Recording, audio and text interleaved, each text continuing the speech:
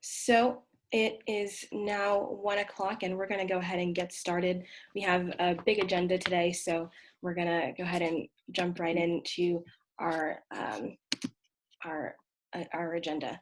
So first, to all of our attendees, we have some quick logistical information for you.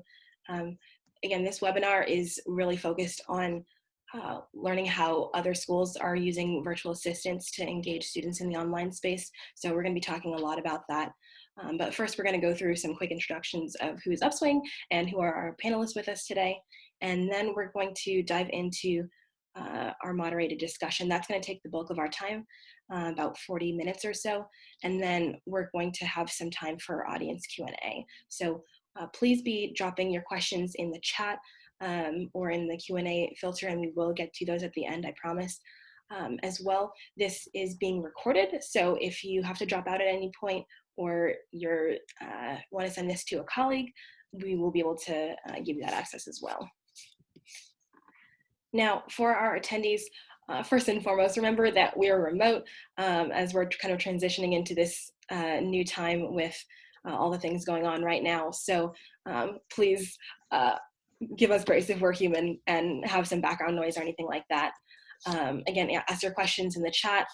And now we wanted to remind you, we're having a book giveaway. So if anyone is really active and asking questions, that's great. But also for all of our attendees, we are giving away one free book of your choice, and these are your options. So stay tuned about that as well. Okay, now into our introductions. First off, we're going to talk through what exactly is Upswing. So Upswing is a student success and retention platform. We were founded in 2013, and we're really focused on especially serving non-traditional students. So that's online, adult learners, first generation. Obviously right now, the big focus for everyone is online, as we're seeing pretty much all schools transition to online. And we provide integrated student services, including tutoring, advising, writing support, and the main focus for today, our SMS-based engagement tool, which is our virtual assistant called Anna. So we've worked with over 100 institutions, and now we're gonna go to a quick video to just show what Anna is and kind of how it works at the most in-depth level, and then let our panelists kind of talk through how they're using it as well.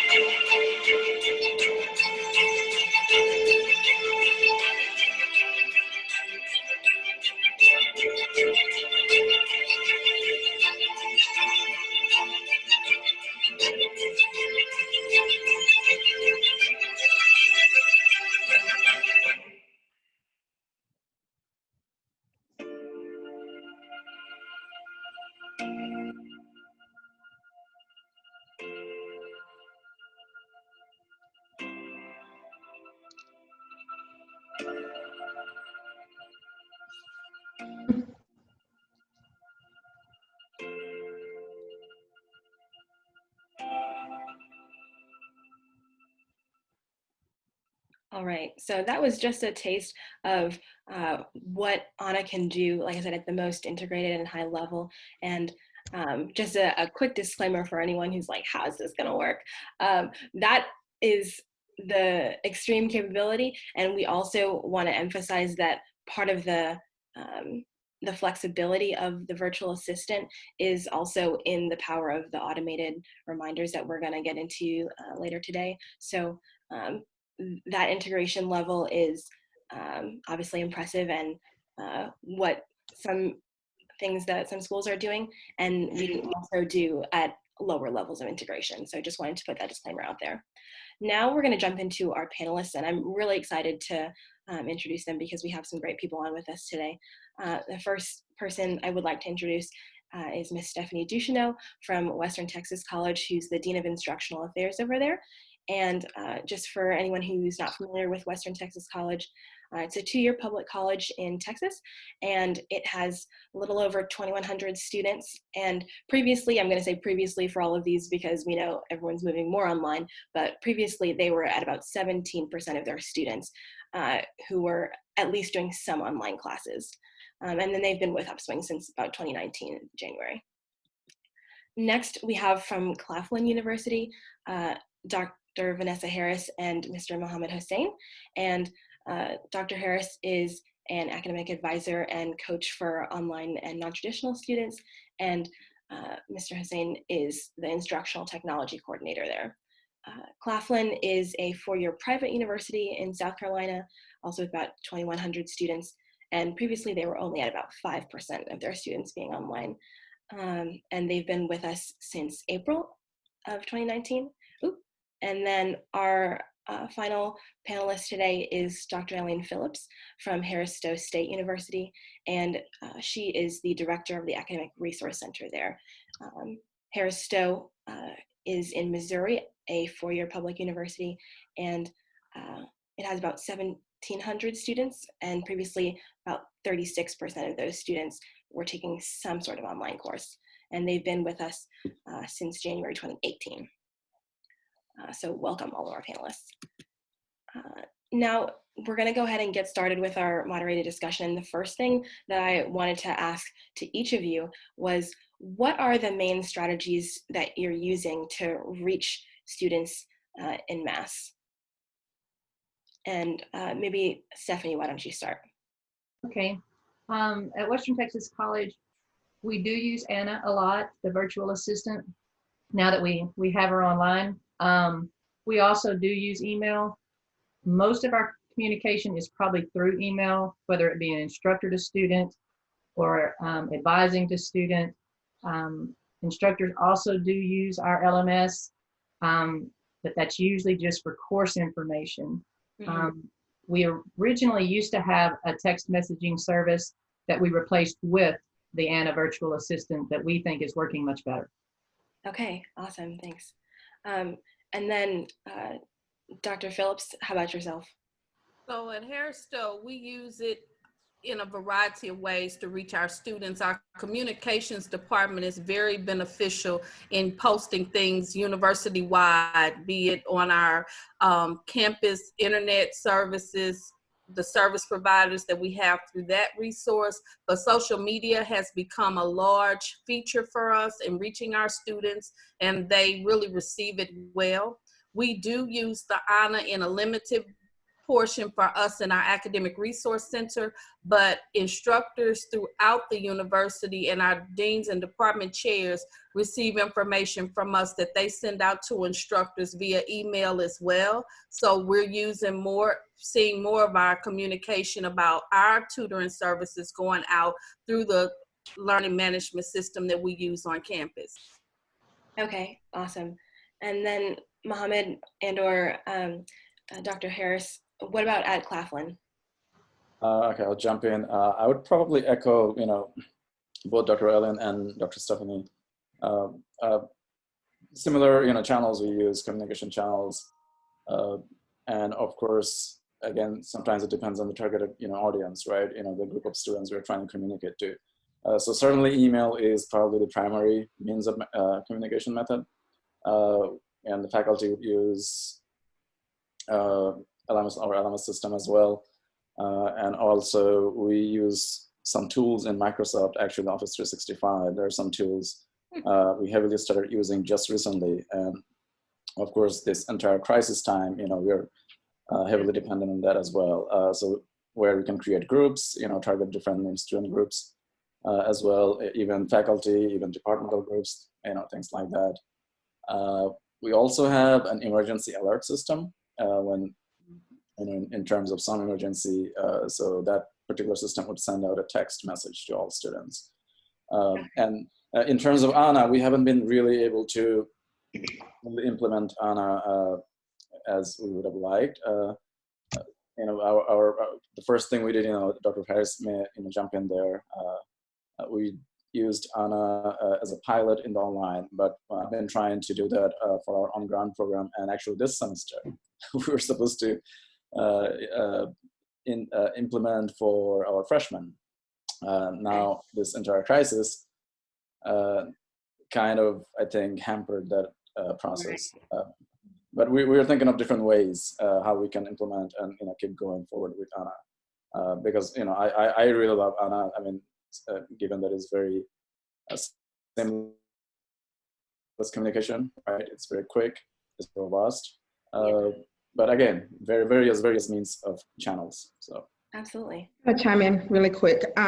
Just also for ANA, we definitely use it when we are sending those targeted messages about dates and important events that may be happening on campus for our online students, which we find very beneficial because they seem to be receiving it from the students that I have interacted with as far as our online environment. But even at the professor level and in the classroom, we tend to use our GroupMe a lot to get announcements out to students in masses. That's very effective because they are used to that and they respond to that really quickly when we're talking to them about main events or just things that are going on in the classroom. Okay, awesome. Thanks for that context, guys. So kind of as a follow-on to these, I know we kind of touched on how either faculty or other departments, but can we be a little bit more specific about which departments are using which channels? And I know now things are coming online, but previously what was more online versus others? Okay, our advising department does reach out to students a lot. It is typically just through email. Our campus is very small. We only have about 300 students in dorms. And so the number of students that are on our campus day to day is pretty limited. The rest of the students obviously are your dual credit students, and then of course the online. And our campus has typically only used email, and that's why we've been reaching out to Upswing, is because we're trying to find other ways to try to reach these students because we're finding that they don't read their emails. Yeah. And so we're really working hard with Anna. We do use her an awful lot. We did this past fall, and it was very effective. And amazingly, it was really effective with our on-campus students. They really loved the interaction that they were able to have with Anna. And so our advising people use it, our instructors. I basically send an email across campus, and anybody that wanted to send a message to students could just tell me what they wanted them to hear.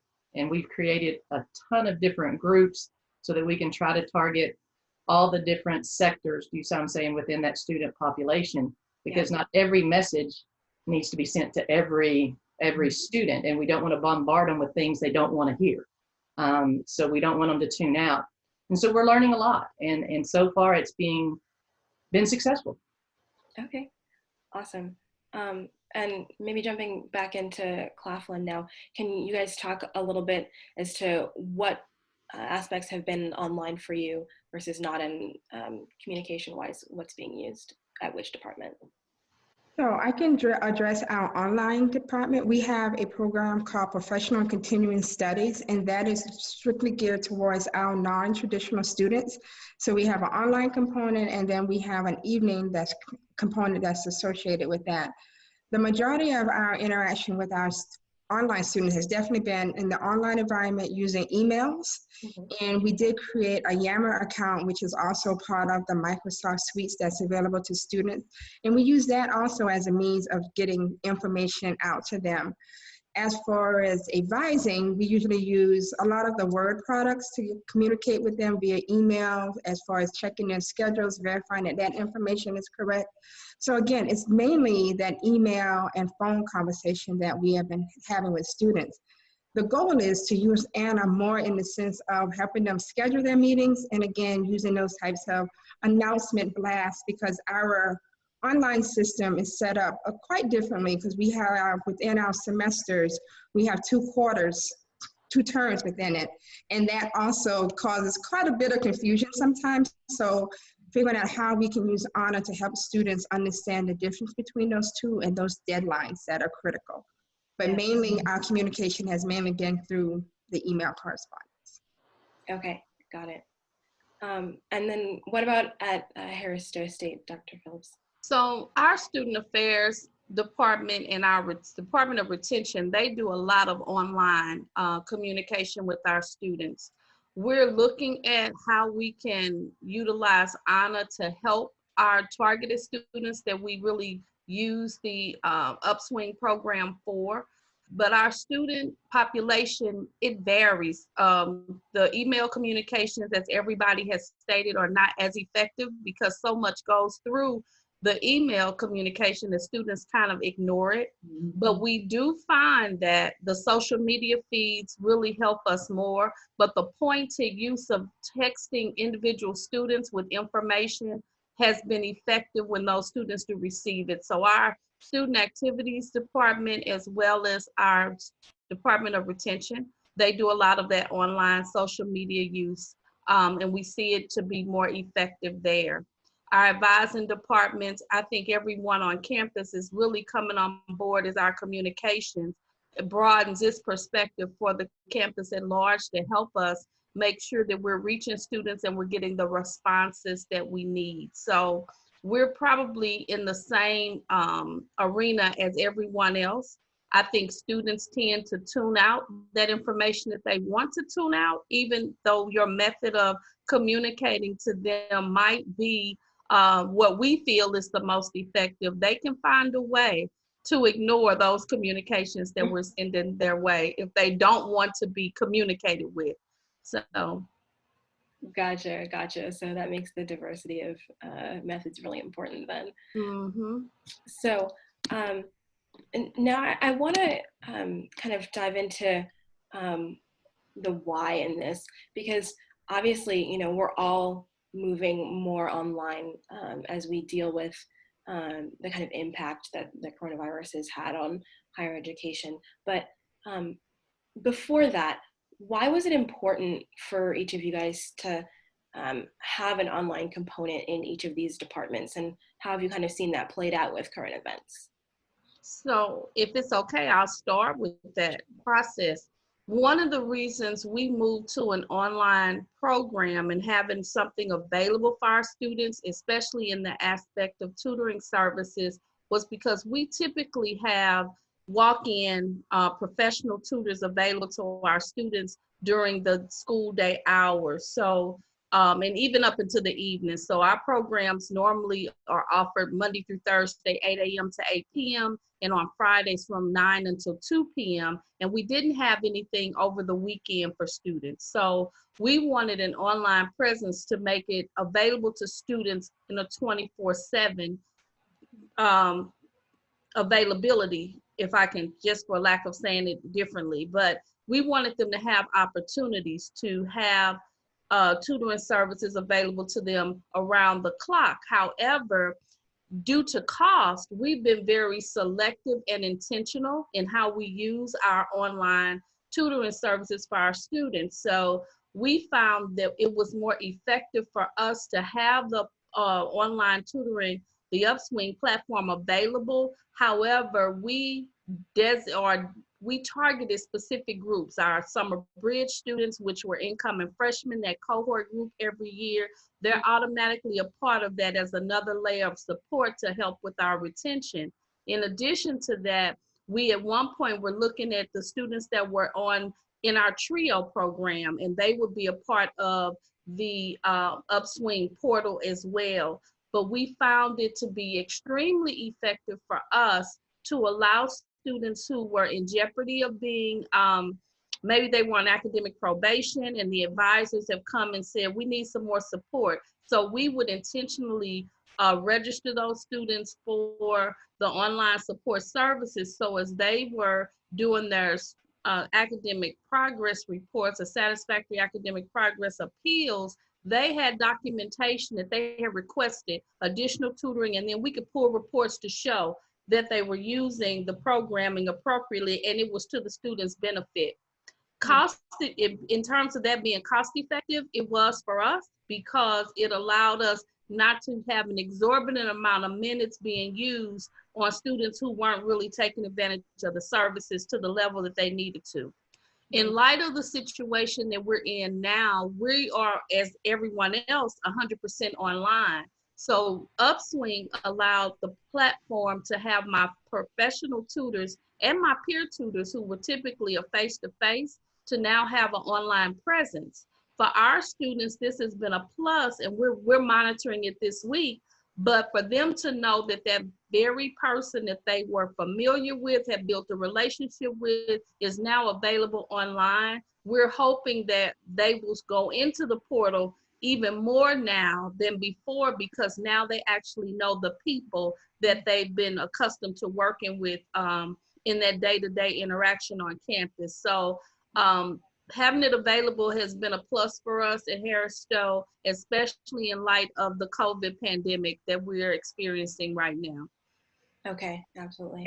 I'm going to chime in on that, because at Claflin, our reasons for wanting to have that online presence is very similar to yours. We have found that our non-traditional students really needed that additional support, but they needed it at various times during the day, late at night, and on the weekends.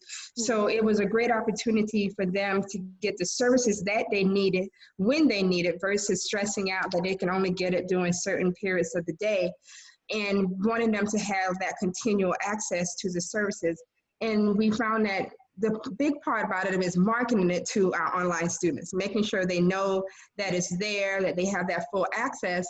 But I think one of the biggest benefit is that they can now start to build a relationship with particular tutors in particular areas, because it's nice to be able to see the bio of the tutors, to see what areas they are specializing in, so it can help them kind of narrow down the tutors that they need to see.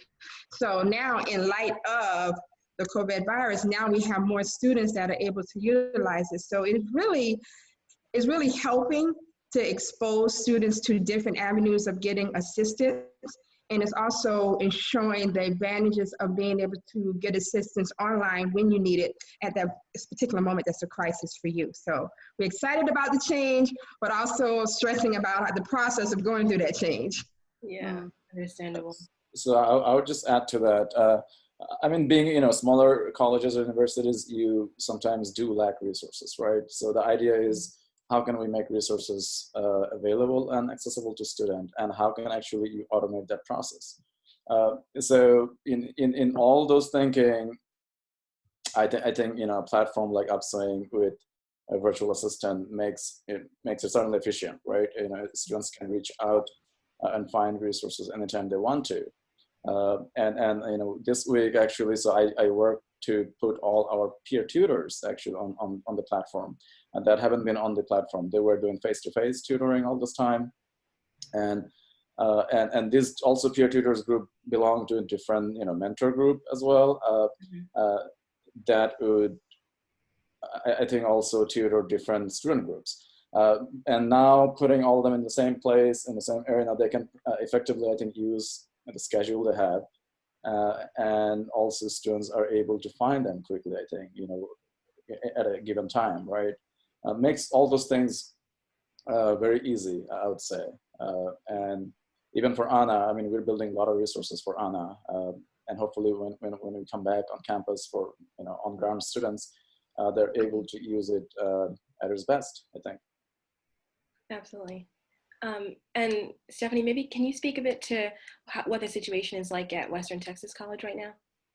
Well, right now, I mean, like everybody else, we're pretty much scrambling, but we are currently putting our student tutors, our peer tutors, in the Upswing platform for tutoring. Our biggest focus right now is on those students that had to transition, from the face-to-face to the online. They're the students that is our biggest focus, just because we feel like they've been put in a situation they didn't ask for. And so many of the students that we're talking about are also our dev ed students. I mean, we're talking students that are in developmental education that struggled in their original classroom that are now having to be put in the online classroom. And so we feel like it's important to have these peer tutors out there, because they do already have that connection with them, other than trying to use the regular online, you see what I'm saying, tutoring from strangers. You know, we want it to feel as much like they're on campus as we can. I know that we're also looking at the advising portal, because even though we normally do when we do pre-registration for students, it's always face-to-face. I mean, we always make the students come in and pre-register, so they have to talk to that advisor. We don't allow students to register for themselves. And so this is a big hit for us, trying to figure out how we're going to make that connection. And so we're hoping the advising platform will allow them to make that connection, you see what I'm saying, either through a video chat or something, so that they can still have that face-to-face connection with that advisor that they're used to talking to. And so we're doing a whole lot of stuff. I will also say that what we're fixing to use Anna for the most is for encouragement.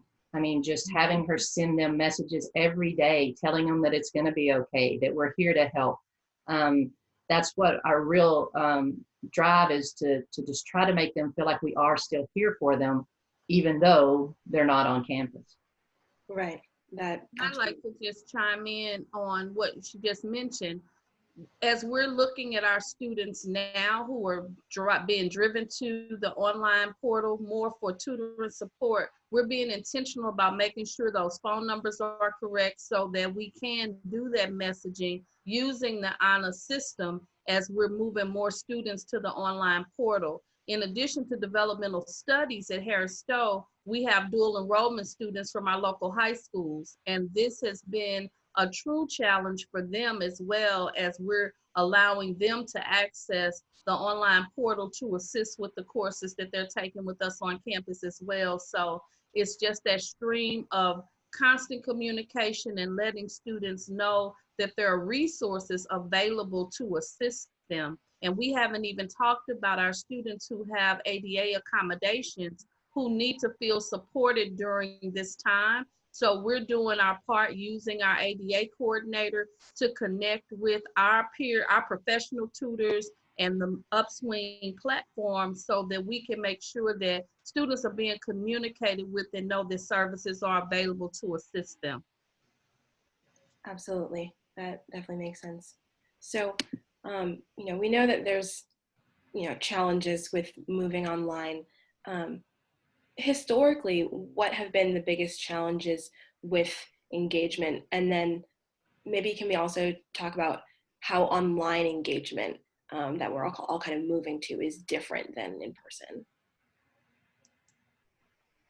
And let's say Claflin start.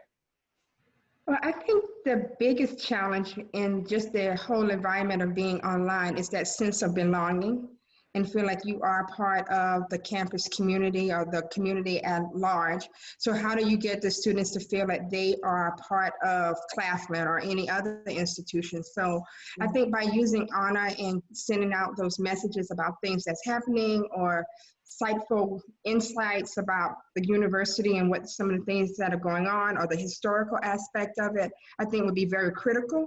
But just the idea of engagement, why are you at that institution? What makes it so important? And keep reminding the students that you selected this institution because of X, Y, and Z. And I think Anna can help to do that, because I think we tend to forget, even now in this big age, but what's going on.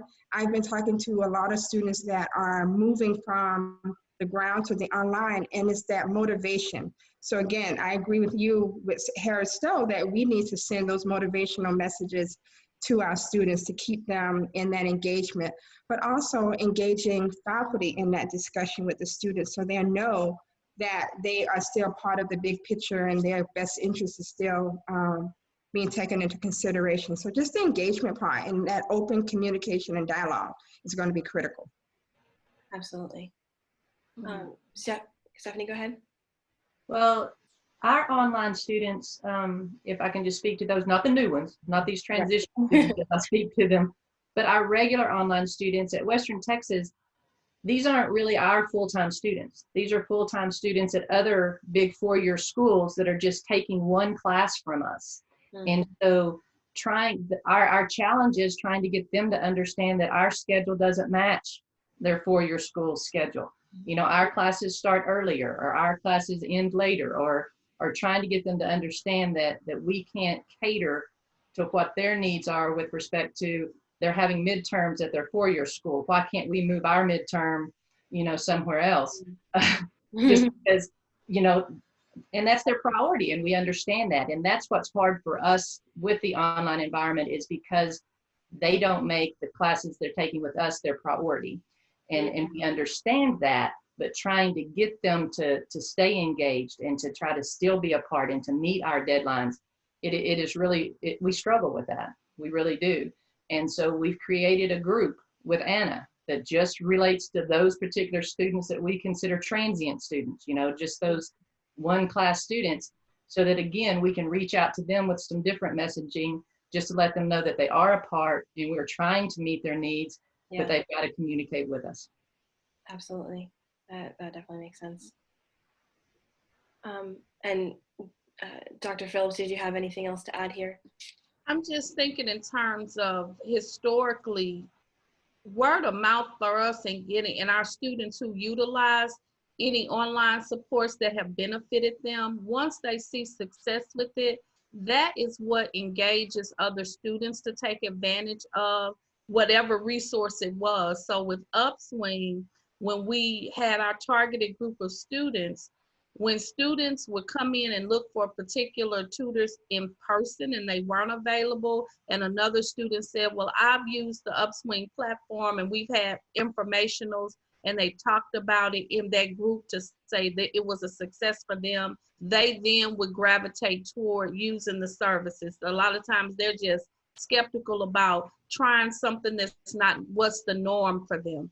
Mm-hmm. But also in this environment that we're in now, I really believe that because we are all working remotely and instructors are 100% online, and we're sending communication out to them to let them know what resources we have available, I really believe that our instructors now are going to be that pivotal piece for us to begin to see more students taking advantage of the online supports, because now you have to rely on the resources that are out there virtually so that you can connect more people together. So in light of the situation, I believe that because we've been forced into this online platform 100%, we're going to see more students taking advantage of it. I'm even thinking about when we get back to whatever normal will be, I probably will be able to offer my professional and peer tutors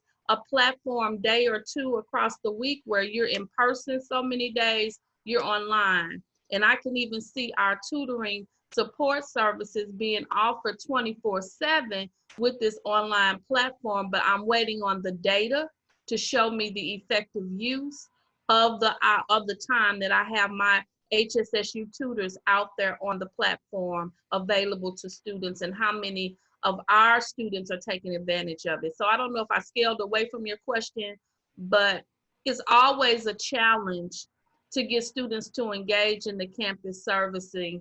And it's all about the information. And no matter how well we think we're communicating and posting things around campus and sending out e-blasts, and communications is doing the social media push for us, I'm always going to find somebody that says, I didn't know it existed.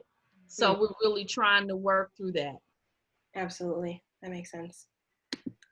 So now kind of getting to the more personal side or anecdotal side, I'd love to hear from some of you about some success stories that you've had of seeing engagement increase, either one-on-one with a student who really needed it, or on a more broad scale. I've had students to come to me again that were my students who have been, maybe they were ADA students. One in particular was a student who received special accommodations. And when he found out that we had Upswing available, he was definitely on board for it. Wanted to take advantage of every opportunity. He needs constant reminders because of who he is and what his needs are. So anything that we could do to communicate with him, it was a help. Just those reminders of, you have an appointment schedule, or these are the events going on campus. If we could get that through honor to him, those are things that he looked forward to. So I can honestly say that when they hear that you're putting information out there for them, and they reached out and they were benefiting by the communication through the tutoring support services, through Upswing's virtual assistant, they share that with other students, and it makes a difference. That's awesome. Stephanie, maybe would you like to talk about an example that you've seen at Western Texas? At Western Texas, before all of this craziness occurred, throughout the fall and in the first part of the spring semester, it just really brought our students together on campus and kind of increased their awareness of our ability to be involved in their business, if that makes sense. Mm-hmm. We have, of our 300 students in the dorms, probably 90% of them are athletes. Wow. And so we had Anna texting every home game, every home event that was going on, that she texted them, and the students were very excited, because then their friends would say, hey, I didn't know y'all had a game today. I may have to show up. When we very first started using Anna, when I would go and tutor students, I'd say, did you get your Anna text today? And they would say, I did. She's my new best friend. And so, I mean, they were just very receptive to her. And that really excited me about it, because it's one thing getting a text message. It's another thing getting a text message that will respond to you. You know, if you respond, they respond back. And I think that's huge. Whereas our previous text messaging system was just about sending information, whereas this is actual interaction. And I think the students really enjoy that. Something else that Anna has done is just through her communication, we were able to identify a student that was very depressed. And we were able to get that student help. And we may not have identified that if we hadn't been using Anna, because they were willing to open up, do you see what I'm saying, and tell her, do you see what I'm saying, how they were feeling. And so we're really excited. Like I said, we're fixing to really push hard this next week, starting to send text to all of those transition students. We're also going to, and this is just a suggestion for everybody else, but we're going to meet weekly, so that I can get the feedback that the students are providing, so that I'll know if we're heading in the right direction or if we need to make changes, just so that we can use Anna to try to help us identify the things that we're not doing that we need to be. Absolutely. That definitely makes sense. I'm sorry, I can give an example. I had this one particular student that really needed some assistance, and she didn't see the information about Anna, and she called, and I told her about Anna, and she started on her phone, and she was wanting to get some immediate assistance for one of her writing classes for her business research. And she was literally able to talk to Anna, get the questions asked, and she get immediate assistance, and she was able to actually get her writing sample submitted and everything. And she was so excited about that. But again, it all goes towards them realizing that the service is there and sharing that information back with the other students. So that excitement from her allowed her to share it with other students. So hoping that that continual spirit continues when we start to implement this system more. But just to hear her excitement, I didn't know this was available, was really cool. Absolutely, that's awesome. Yeah. So now I know we've kind of been touching on this throughout this conversation, but I just want to ask specifically in terms of the differences with Anna, and what, in terms of crisis response, are you doing now that is different than what was before in terms of dealing with COVID-19? And I'll shoot it back to Stephanie to start, because I know you were just on that just a little bit in terms of. Right, and as I've mentioned before, what we're doing now is we're identifying that group of students that did have to transition from face-to-face to online. We're really trying to use Anna to keep them motivated, to just show that they have someone on their side. And so I'm really looking forward to that when we shoot it out next week. We're also looking at, again, using the Upswing platform for our peer tutors. I think that's going to be very helpful. And we're just working through. We're trying to use Anna to get information to them. We actually have students still left in our dorms, students that couldn't go home. I mean, they couldn't get home because their borders were closed, or they are from a hot spot, so to speak. And so their parents preferred them to stay, with us. And so we've got a tiny little group of kids still left in our dorms that we're having to work with as well. So we're trying to create a group for them so that we can reach out to them to make sure their needs, are being met. And so we feel like Anna's going to be a really helpful tool for us, especially right now during this crisis, but she's been really helpful so far all along. Awesome. That's good to hear. Just listening to what's being stated today, and I think one of my colleagues, my lead tutor, is probably in the audience listening in. I really want to take advantage of sending out those positive reminders to students via Anna. I think that's going to be effective, and just those COVID-19 precautionary updates. Our university is doing a huge job at getting that information out to students, but I think this could be another vehicle for us. But we, again, I can just only say and reiterate that we have really gone 100% online. So having Upswing available to put a platform out there for our professional tutors and our peer tutors to be available to students is awesome. So that's the big plus for us now. But I do like what I'm hearing in terms of that messaging and keeping everybody upbeat and motivated and just on top of the piece, because Harris Stowe is known for the family feel, and our students really attended Harris Stowe, and whenever we have new students come in, they say it's because we feel the family oriented spirit, and I want us to continue that. And the communication piece is going to be huge for our students. Absolutely. Our crisis response, again, this week has been crazy, but having the Upswing platform, especially for the tutoring that we're using right now for the on-ground or traditional students, I think has been amazing. When we were able to quickly put all those tutors, the peer tutors, on the platform, and also share resources for them to get to training quickly, and hopefully we were able to have all students start using some of those tutoring services. And Dr. Harris probably could mention, and again, for our Anna, we haven't fully implemented Anna on the on-ground campus yet, but online, I think they've been using quite a bit. So yeah.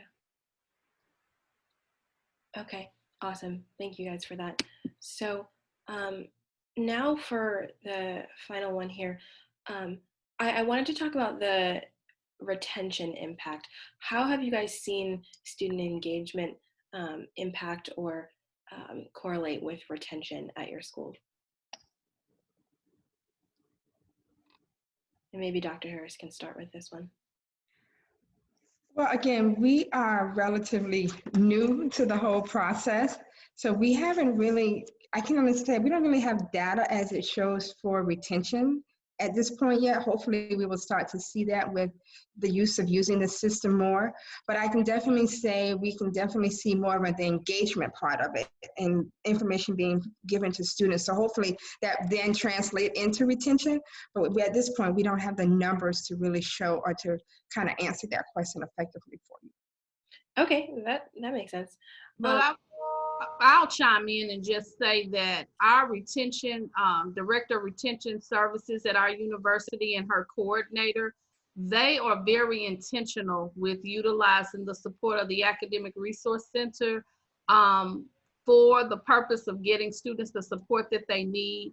So I've seen an increase in just their numbers in terms of making sure that students have access to what tutoring resources are available, and they're always asking what's out there for students, how can our students get information about Upswing, what do we need to do to make sure that they're registered and online. So it's working hand in hand when we talk about making sure that our students are academically ready and they have the resources that they need in order to make sure that they don't fall between the cracks from midterms to end of semester or just a semester overall. So I have seen, as the director in this role, a huge impact on the use of the services and getting it out there to students to let them know that it is available as a resource.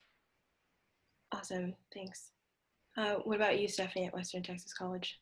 Well, again, I mean, if we're specifically talking about the engagement with Anna or with Upswing, we don't have the numbers yet either.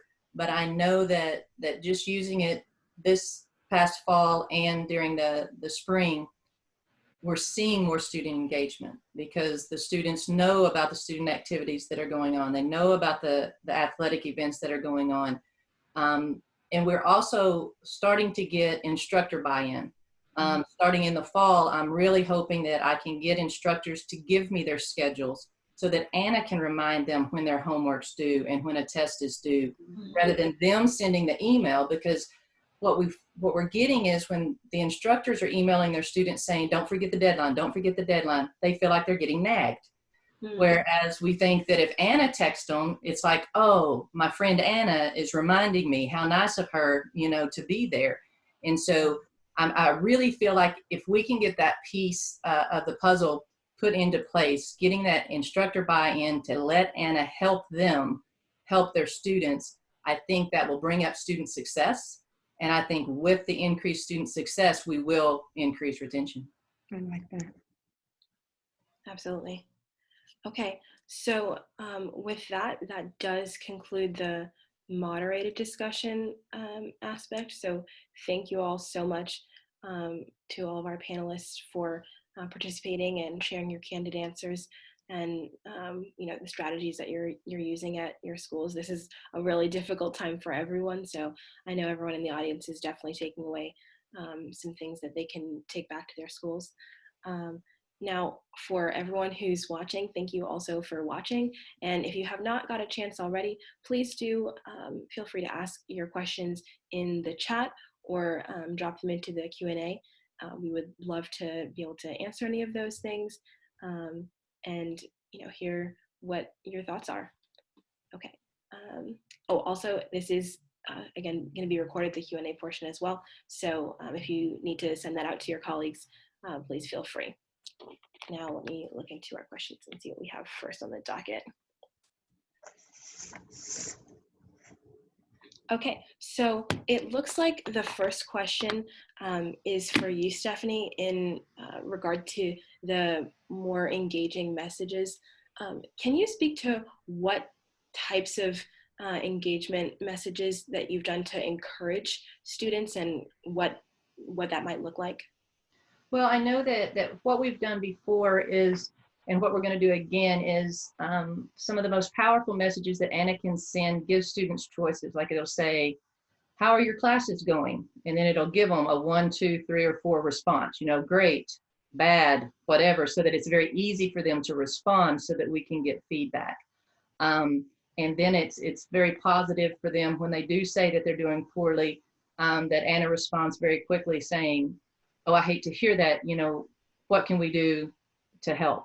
And those are the kind of messages that we're wanting to start sending out to them just daily, is having questions that will lead to them asking for that help, or telling us that they're doing great so that we know things are going well.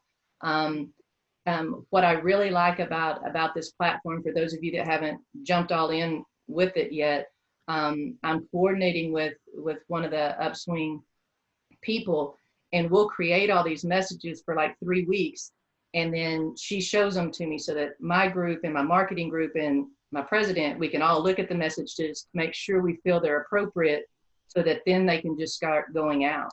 But we're really looking to try to have, you know, even if it's just a message that says, hey, it's almost Friday. You know, I mean, just little things. I think if the students can hear that, just that quick, you know, thing that says, oh, it is almost Friday. You know, I can make it through. I made it through another week. Yeah. And so that's kind of what we're looking at.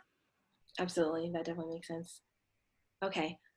It looks like our next question is for Dr. Phillips over at Harris Stowe. And this one is asking about how you've been managing the online versus in-person tutoring side, and what strategies you've had to engage there, since we know you've been doing that for a long time. So our online versus in-person, as I stated earlier, prior to the COVID-19 pandemic, we were strictly all walk-in, and our online presence for students was more targeted toward different groups. Our bridge students, trio students, students, if they were coming to the Academic Resource Center and we might not have a tutor available for a specific content area. So that's how we were utilizing Upswing to fill the void for what we were lacking with our in-person tutors that were on site. But now, as a management tool, I'm more connected, since we're all online, looking at activity, who's been using. In fact, this morning, as a matter of fact, I saw a young lady that had been on schedule with the tutor, and she had canceled her visit with the tutor. So I was able to quickly email her to say, I noticed you had an appointment set up, you canceled out, is everything okay? She responded back while we were on this conference, as a matter of fact, just kind of giving me the feedback and thanking me for checking in with her. But the ability to be able to connect and see which students are actually using has been one of the ways that we've kind of been able to monitor that and see the effectiveness of the Upswing platform versus our in-person and upfront and in-person tutors that we have available on campus. So I don't know if I'm answering the person's question, but that's the direction that I would go with that. Okay, I think that did it. Thank you. Okay, so looking at our next one. Okay, so this one is kind of more broad question. So anyone who wants to, please feel free to take a stab at it. But someone is asking, kind of stepping back to one of our earlier questions about the different tools that we're using, and we mentioned several of them.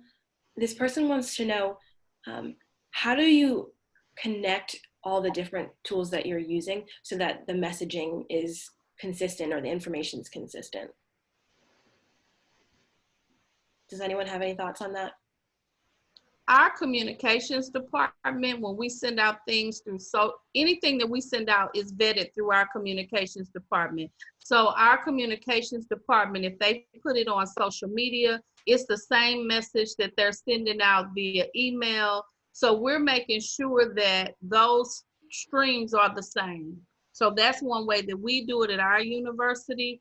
And we just try to be consistent in making sure who's sending out the communication. If it's from my department, then it's coming through me before it just goes out. I don't have a lot of people just sending out emails or updating information or creating flyers for students. it normally comes from one person. It's specifically designed in a manner that it shows that it's from the Academic Resource Center, and it goes out, and it's not misconstrued. But at our university, our communications department is very on top of the communications that we're sending out to the students.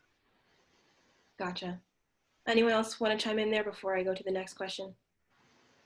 It's just, same at Claflin as well. Primarily, last couple of weeks or so, our PR office heavily involved, especially response to this crisis. Made all our communications, I would say, to students and even faculty, have been through the PR office, just to minimize maybe multiple messages or confusions, things like that. Yeah. But sometimes I think I would say, they're depending on who the target audience is, we would have multiple source of those messages, right? In a general term, in a normal scenario. If, for example, in our freshman college does something to with the freshman groups, ideally, the information would probably come out of them as opposed to coming out of the office of the provost or academic success center. But having said that, I think we are looking at kind of like streamlining some of those things and keeping it consistent. And again, I think I want to fall back on Anna for that. That way, our messages are consistent, right? And then Anna can kind of probably decide based on the student group, which message should go out. In a freshman or sophomore, however you decide to group those, right? Yeah. And that's how we are building our resources as well. There are messages for freshmen, messages for sophomore, things like that. Okay. And hopefully, that answers. Yes, I think it does. Okay. So, here's another one. Let's see. I have another question from someone who says, wants to know, do any of the students find the text messages to be annoying? And can students opt out by sending like a stop message? Yes, they can. And some students do. Like I said, at Western Texas, we have such a diverse group of students. A lot of times we try to keep the transient students, those students just taking that one online course, from getting the messages about the baseball game. They're obviously not going to come to our baseball game, but the students do have the opportunity to opt out. If they just don't want the messages, they can opt out. So I would add to Dr. Stefan is actually even pre-Anna, right? So, we actually, because Anna would require a cell phone number, right? So in our case, what we did, to collect those numbers, given that it is still a pilot in our case, to collect those numbers, we actually sent out kind of like a survey to collect those, cell phone numbers. And within the survey, we had, if you want to opt out, you can opt out. So we had that option. So out of majority of the students that I work with, very few, very few, maybe 4 or 5 actually just did opt out. Maybe it wasn't, quite clear to them, the benefits. So hopefully, we can reach out to them later on. But that's how we did it. Again, it's not fully implemented in our case, but Dr. Stefan said, opting out is certainly a great feature, I think. Okay, awesome. Thank you, guys. So it looks like we have just a couple more minutes. So I'm gonna just do one more question, and then we'll be signing off here. And this is one more broad one. So kind of everyone talked about having a sense of belonging. And this person wants to know, especially for those students who are being forced into the online and who didn't initially have online classes now, what are some of the ways that you guys are helping those students to still feel like they belong, even though it's a virtual campus right now? I'm just keeping communication open with those students and letting them know that we are here and this is something beyond our control. If we had control over the situation, naturally it would look differently.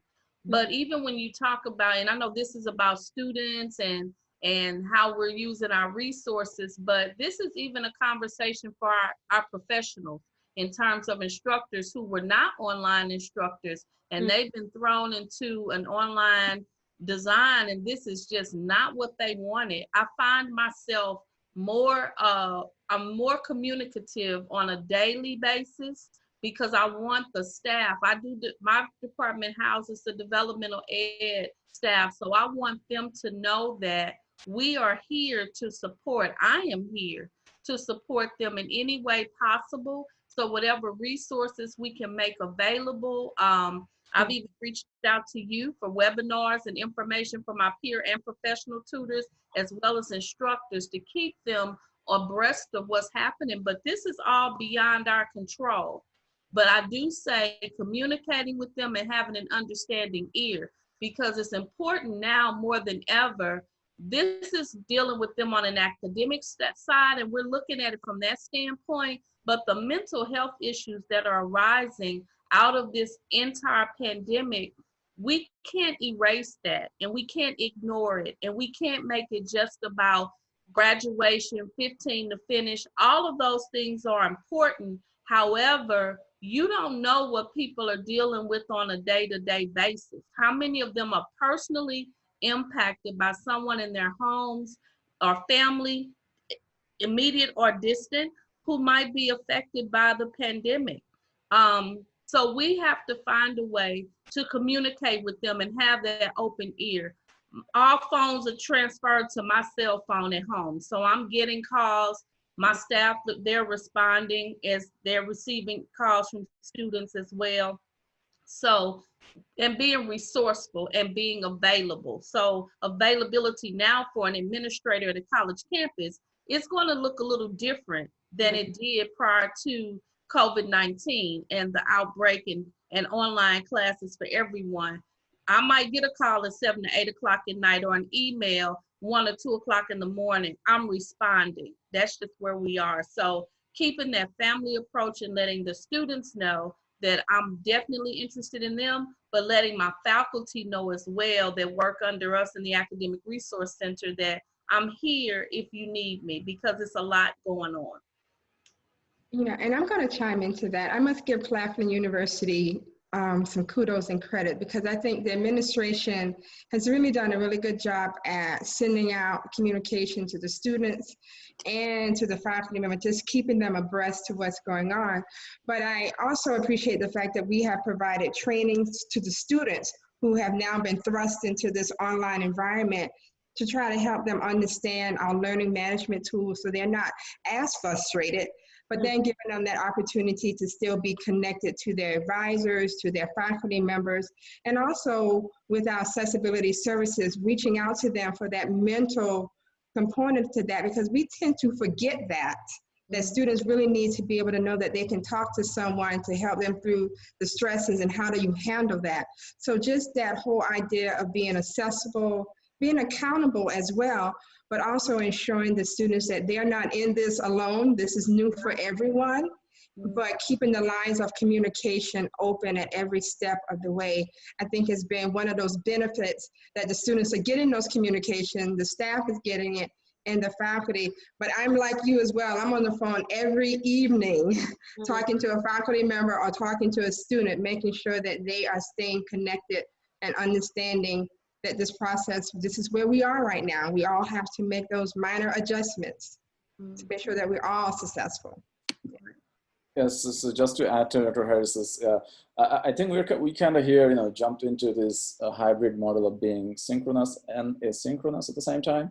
So in terms of course management and classwork, so we are highly encouraging our faculty to have at least one virtual session, just in a live meeting with students every week, and also record multimedia materials and things like that. So I think this would certainly help for students to be able to see their teachers on the other side, even though it's virtual, but at least you're able to see and have those meetings and be motivated, right, to do the coursework and things like that. So I think that we're really hoping that would help, and I think we hope to continue that until this crisis is over. Yes, absolutely. Okay.